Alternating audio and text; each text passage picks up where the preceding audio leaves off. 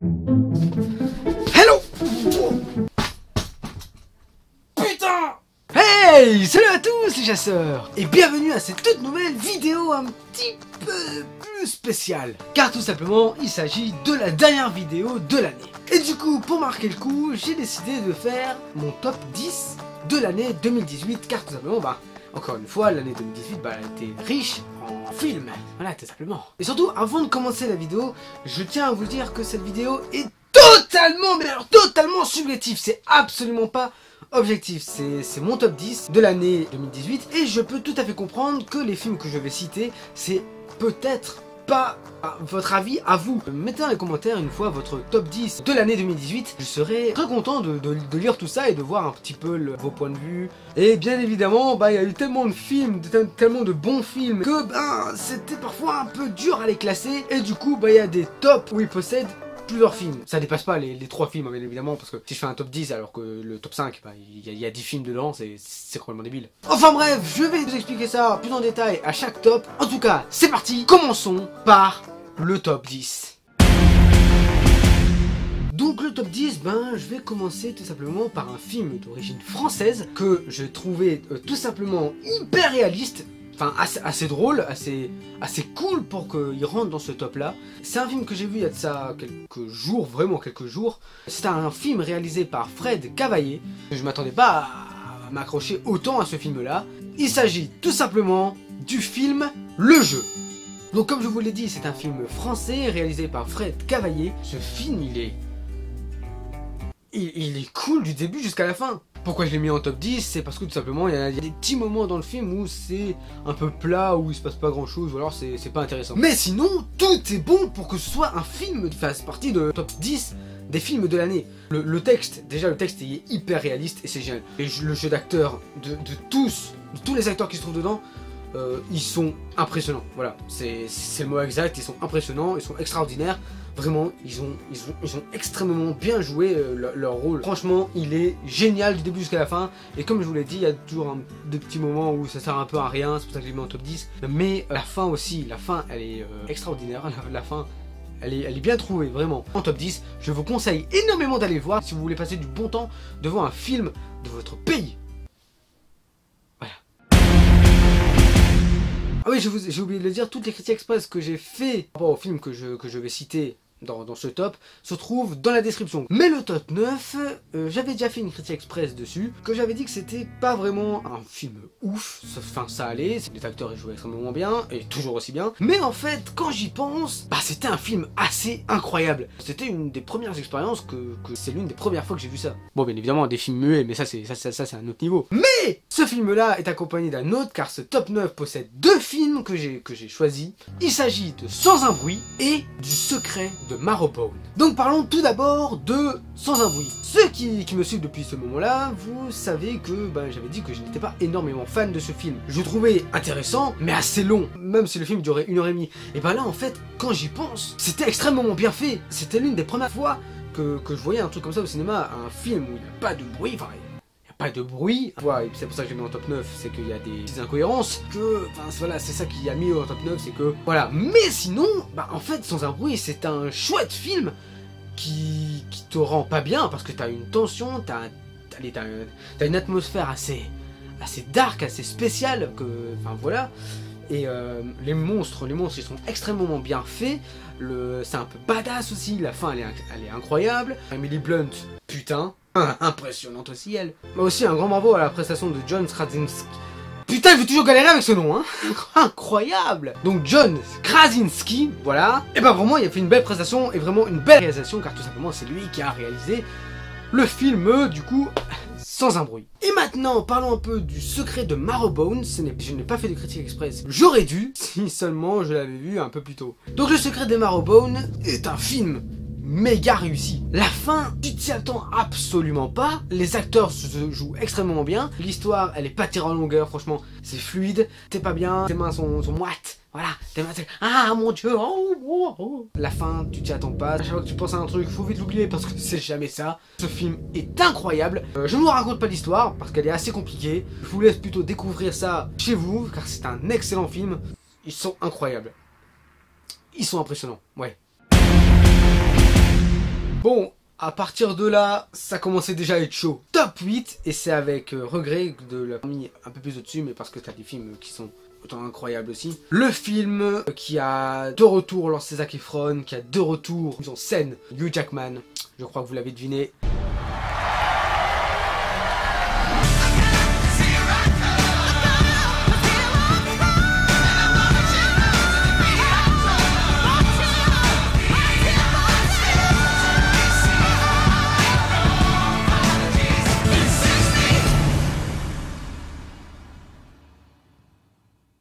The Greatest Showman. Donc The Greatest Showman est un film, donc est une comédie musicale, retrace la vie du grand Barnum, créateur du cirque, donc joué par Hugh Jackman. Ensuite, t'as l'apprenti qui est joué par Zac Efron. Et je n'avais pas fait de critique express car je l'avais vu assez tard. Mais c'est une putain de comédie musicale. Il est génial. Il te fait rêver, mec. T'as des musiques, t'as des chansons. Non, sincèrement, The Greatest Showman, c'est un des grands chefs-d'œuvre de l'année 2018, mais je ne l'ai pas mis plus haut. Ah, c'était chaud à classer. Vraiment, à partir de là, c'était vraiment chaud à classer. Ah, The Greatest Showman était vraiment un film que je suis dégoûté de ne pas avoir vu au ciné. Après, je peux comprendre tout à fait que la comédie musicale, ça ne plaît pas à tout le monde. Enfin, moi, je suis pas un énorme fan de comédie musicale. Les seuls que j'ai vus quand j'étais petit, c'était... j'ai honte de le dire, en fait. High School Musical. Après, Le Moulin Rouge, et c'est tout. Non, sincèrement, ce film, il est juste énorme. Pourquoi je l'ai mis en top 8? Bah, je me pose encore la question, hein. Je suis complètement taré, je suis complètement débile, mais il y a des films qui, pour moi, ça touche un peu plus mon ressenti, mais The Greatest Showman est un chef-d'œuvre. Le film est énorme, et si vous l'avez pas vu, vraiment, foncez le voir. Même si vous n'aimez pas les comédies musicales, comme moi, et ben, franchement, vous allez pas être déçus, je vous le promets. Donc, pour le top 7, et ce film est l'un des meilleurs films d'action de l'année, avec Tom Cruise. Voilà, avec Tom Cruise dans le rôle principal. Vous l'avez deviné, Mission Impossible Fallout.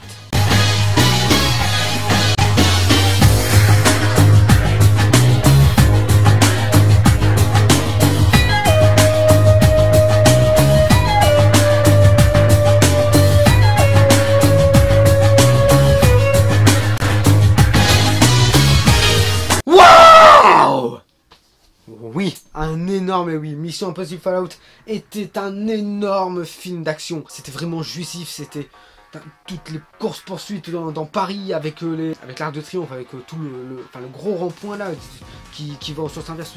Cette scène-là, elle est juste énorme et franchement, c'était un putain de film. Je l'adore. Je kiffe ce film, il était génial. Pourquoi je l'ai mis en 7ème position? Un peu long, peut-être un tout petit peu long, peut-être des scènes qui sont peut-être pas assez approfondies ou quoi. Non, sincèrement, c'était un putain de film, c'était un putain de chef-d'œuvre. Et bah, je vous conseille énormément d'aller le voir si vous l'avez pas encore vu. Il était génial, mais un film vachement réussi. Voilà. Et maintenant, bah, continuons avec le top 6. C'est un film. Oui, bah, bien évidemment, parce que si je parle de top 6 des koalas du Brésil, c'est pas...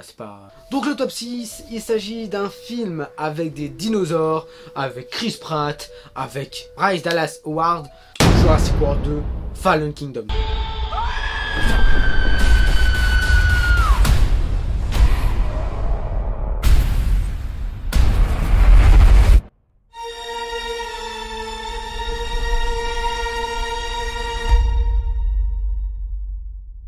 Je comprends pas parce qu'il y en a beaucoup qui n'ont pas aimé ce film-là, et franchement, bah, je comprends pas tellement. Le film, t'as des émotions de ouf dedans. Donc moi, il y a une scène que je m'en souviens et c'était génial, enfin que c'était plutôt triste. C'était quand le brachiosaure il se trouve sur l'île et que les gens partent en bateau et que l'île est en train d'exploser et que lui il est là et il fait s'il vous plaît, vous m'avez oublié, et il se fait carboniser quoi. Très poétique ce film. Non, Simon. Ça va, Simon? Nickel. Non, sinon, Jurassic World 2 est juste extrêmement bien foutu, avec des effets spéciaux à claquer sa mère, genre paf, paf, plein de gueule. Ils sont bien taffés. Je comprends pas pourquoi il y en a beaucoup qui n'ont pas aimé. Non, franchement, j'ai quand même... moi, j'ai quand même bien aimé, moi. C'était chouette, j'ai passé un énorme bon moment, au niveau visuel, que au niveau sentimental. Non, sincèrement, ce film aussi était génial et bah, je vous conseille aussi énormément d'aller le voir si vous l'avez pas vu. Ensuite, top 5. C'est tout simplement la fin d'une saga avec dans le rôle principal Dylan O'Brien. Ce film a fini une saga que j'ai particulièrement aimée, que j'ai même acheté en DVD il y a ça quelques jours. Oh là là, vous êtes choqués ou pas? Oui. Il s'agit du Labyrinthe 3, le remède mortel.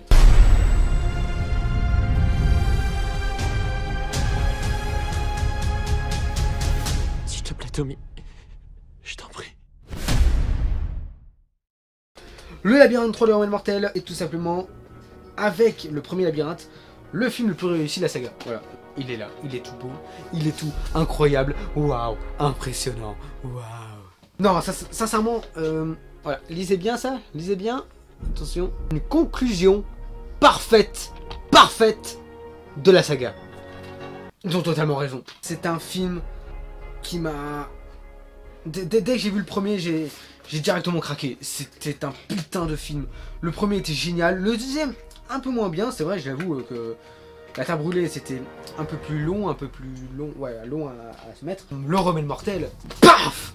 Le manga, la première scène aussi, la première scène d'action quand ils vont vers le train pour se faire sortir Mino, mais ils se trompent de wagon, c'est un petit. Bon, bien évidemment, j'avais lu les livres, j'avais lu le labyrinthe, la Terre brûlée, le remède mortel, et j'avais lu que Newt mourrait, oui, bien évidemment, mais pas de la même façon, et ça que je reproche au film, bien évidemment, comme tout adaptation au cinéma, ce n'est pas pris tel quel que le livre. Mais je vais prendre ce prétexte-là pour le mettre en top 5. Bon, après, je vous l'ai dit, c'est un avis subjectif, je suis 90% sûr que vous ne mettrez pas en top 5 ce labyrinthe. Mais pour moi, personnellement, c'est une super saga, et si vous ne l'avez pas encore découvert, allez la voir parce que énorme, j'adore cette saga et je le dirai jamais assez. Pour le top 4, on va directement aller dans un autre délire que des labyrinthes et des comédies musicales et ça, quand tout simplement en 4ème position. Ah, il commence à faire bien noir, hein. La luminosité, elle s'en va, salut. Donc en top 4, je mettrai Les Animaux Fantastiques 2, Les Crimes de Grindelwald.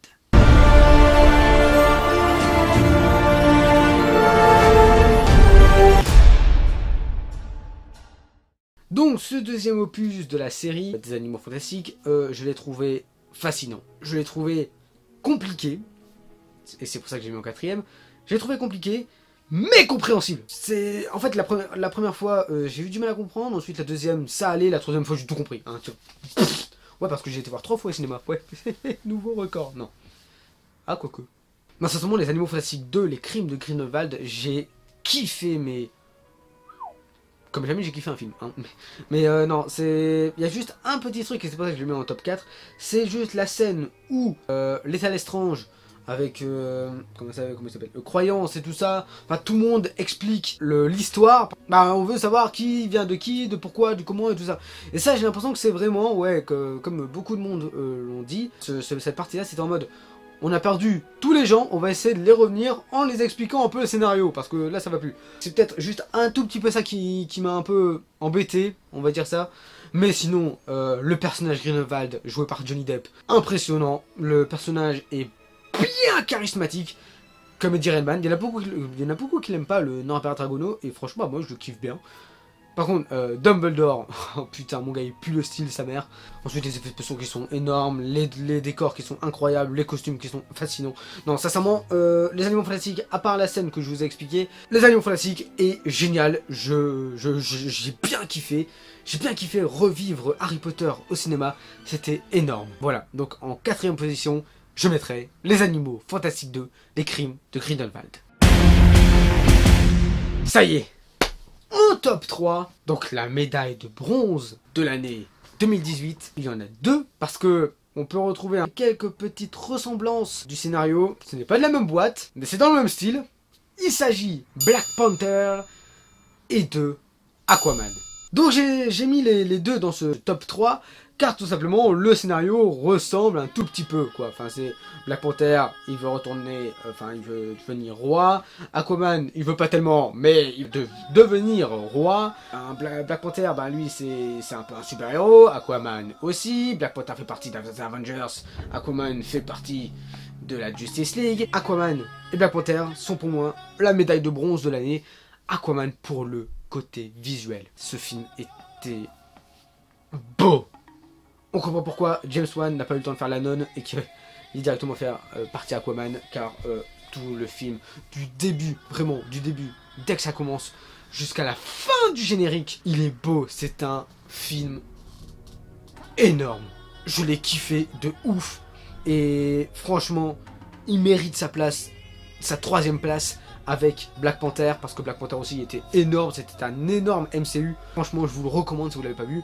En bref, et Black Panther, c'est pour aussi le côté visuel, le côté super-héros, le côté très bien joué de donc Chadwick Boseman qui a joué du coup Black Panther. Et franchement, belle prestation. Mais il y a quand même mieux joué que Momoa là, mec d'Aquaman. James Wan a fait du putain de boulot et ça se voit qu'il a mis tout son amour. Oh, c'est beau. Non mais vraiment, ça se voit qu'il a fait un putain de bon boulot. Le scénario, c'est pas vraiment un truc original, c'est plutôt banal. On a déjà vu Black Panther. C'était beau, c'était magnifique. Nicole Kidman aussi qui joue dedans. Tout est bien dans ce film, voilà. On est tous contents, on est tous heureux, voilà. Donc là, nous sommes le lendemain parce que hier à moi, il faisait quand même bien noir. Donc, pour le top 2, je mettrai le grand, le puissant nouveau film d'un réalisateur qui est juste incroyable, qui commence par Steven et qui finit par Spielberg. Je veux bien sûr parler. Le nouveau film de Steven Spielberg, Ready Player One.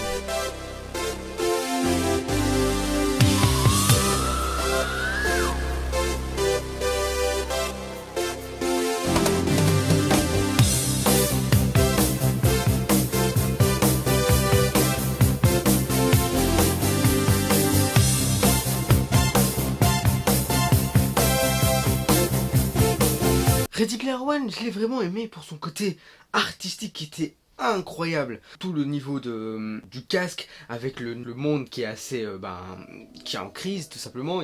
T'as le seul endroit où tu peux être bien, c'est dans l'Oasis, là où tu peux rencontrer des gens, là où c'est complètement, c'est un monde virtuel mais que tu peux t'amuser. Il y a des gens qui veulent devenir les maîtres du truc, ils veulent trouver l'œuf, ils veulent devenir riches, ils veulent avoir le contrôle total de l'Oasis et tout ça. Alors, franchement, il est génial, il est incroyable, t'as des graphismes de ouf.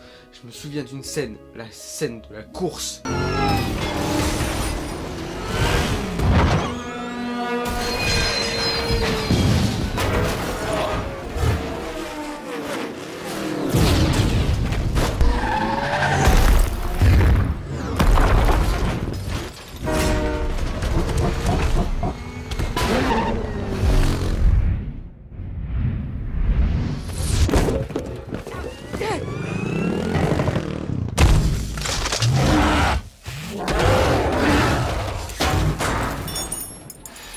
Cette scène était tout simplement magique. Elle était exceptionnelle, incroyablement stylée. Et juste revoir toutes les choses des années 80, des années 90, même un petit peu d'années 2000, et quelques petites choses des années 2010, c'était hyper cool. Genre revoir Tracer d'Overwatch, de revoir Shining, de revoir King Kong, de revoir la DeLorean. C'était un putain de film. Les musiques remixées, parce que c'était des musiques d'avant, mais vraiment les musiques sont bien remixées, sont bien cool. Et je trouve, comme je vous ai dit, la scène avec la course, mais également la scène avec Shining, extrêmement bien aussi. J'ai kiffé, j'ai adoré ce film. Et si vous l'avez pas encore vu, je vous conseille, parce que le scénario avec le truc tout ça, c'était waouh. Mais bien évidemment, t'avais certains trucs où c'était un peu classique. Le créateur il meurt et du coup c'est un héritage et tout ça, voilà, et tout, voilà. Mais sinon le film en lui-même est extrêmement bien foutu. J'ai bugué, extrêmement bien foutu. Et enfin, top 1 possède 3 films.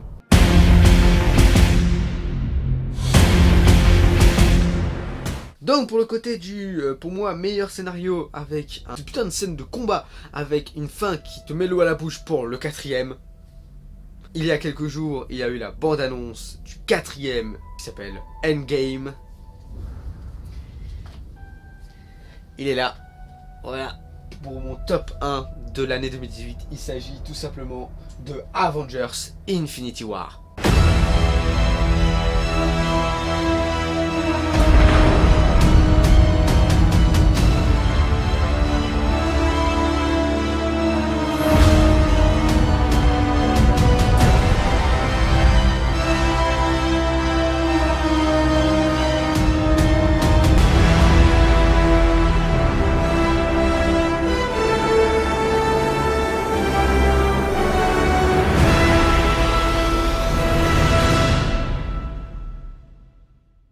Avengers Infinity War. Ce film est... Waouh. Non mais... Ce film est incroyable. Ce film est terriblement incroyable. Genre dans le film, t'es toujours ravi de voir un personnage. Parce que dans Marvel, comme ça, t'as toujours un personnage que t'adores. Moi, personnellement, c'est Doctor Strange. Je vois, je fais yes. Il va tout niquer sa mère. Il va tout niquer, merde. Même, enfin, la fin... Tous ceux qui l'ont vu, on a eu la même réaction. Quoi? Eh oui! 3/4 des héros sont morts et Iron Man se trouve sur une planète qui soit à des milliards de kilomètres de la Terre. Wait! Vraiment, le film est juste incroyable pour ces scènes d'action qui sont énormes. La musique qui se grave dans la tête, mais c'était énorme. C'était énorme. Les acteurs qui jouent extrêmement bien, Robert Downey Jr., Benedict Cumberbatch, Chris Hemsworth, Chris Pratt, Tom Holland, Mark Ruffalo, Chris Evans. Ouais, je suis en train de lire, mais parce que il y en a beaucoup quand même. Hein. Non, sincèrement, il était extrêmement bien. Jamais je ne m'attendais à un truc comme ça pour un Avengers. Je savais que ça allait galérer, mais à la fin, ils allaient quand même réussir. Putain, j'ai complètement trompé. C'est la première fois où j'avais autant envie de voir le 4ème, parce que même à la fin du 3ème, j'en pouvais plus. Je voulais directement qu'il fasse la réalisation, genre le même jour. Qui avait fini, ça avait fini le montage, qu'il m'avait envoyé, que je regarde, et après je fais ok, c'est bon, voilà, voilà, mais merci. C'était un putain de film. Maintenant, pour le meilleur biopic musical de l'année, je crois que vous êtes déjà au courant, je crois qu'il n'y a même pas besoin de le dire. Imagine, entendre des milliers de gens qui font ça ensemble. Et les paroles dans tout ça.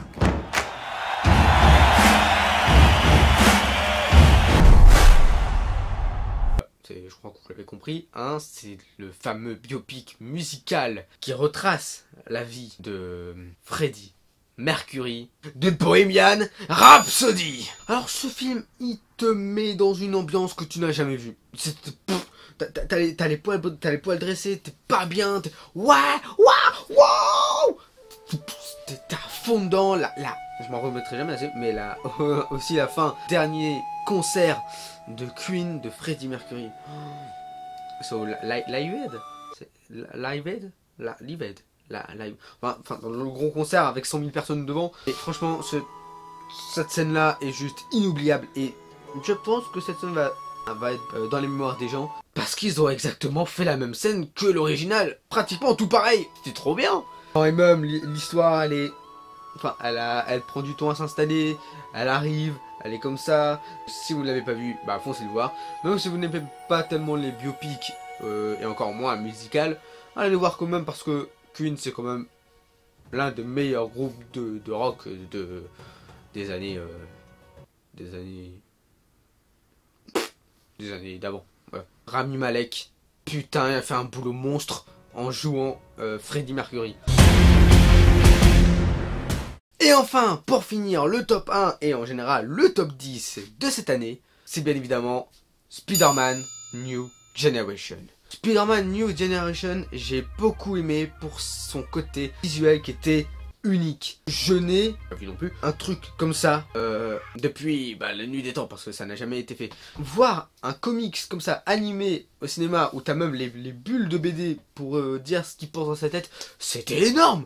Et t'avais l'impression même que c'était un mec qui avait dessiné et tout ça. Non, c'était immense, c'était énorme, c'était génial.